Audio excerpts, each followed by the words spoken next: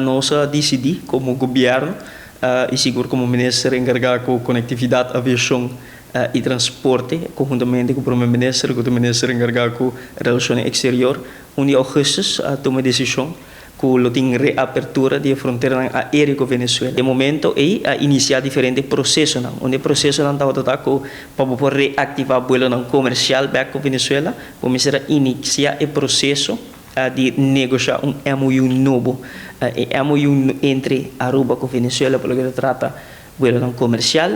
conectividade aérea, da data for de 1994. Essa aqui, me se vai renovar, me se vai revisar, é um momento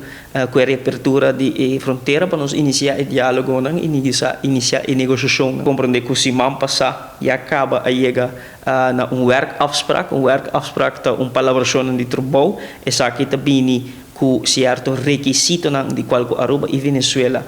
mas vai adherir isso mesmo a chega na conclusão que o vai ter 7 frequências para o país, isso aqui significa 7 frequências para Aruba, 7 frequências para Venezuela e não por repartir isso aqui entre a aerolínea que lo quer operar a ruta aqui, mas claro a base de werkafspraak, a base de negociação, semana passada firma werkafspraak com Venezuela entre o Departamento de Aviação Civil e INAC está o Departamento de Aviação Civil na Venezuela, nós firma acordo e a base de acordo aqui,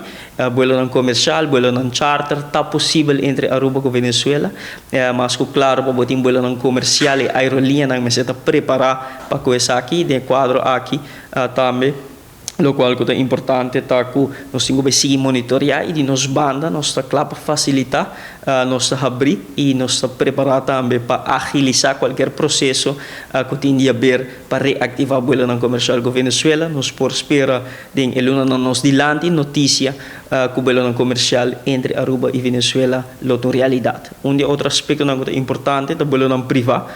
de landsbesluit que vai publicar que indica que lo reactivar a fronteira entre Aruba e Venezuela, indica que 1 de outubro para vuelonan privado, nós decidimos que nós temos mais tempo para preparar, para nos receber vuelonan privado em certo critério, por exemplo, e pre-approval que nós desejamos para ancrar em arreglo que tem com Venezuela, é similar com a Corsão, para o momento que vuelo privado vem for de Venezuela, mas tem processo de pre-approval, essa é o qual que nós vai introduzir novo em processo, pero nossa primeira que o processo de negociação lo termina de 2 anos dilante e que 1 de outubro nossa primeira que lo portim vuelo privado também for de Venezuela.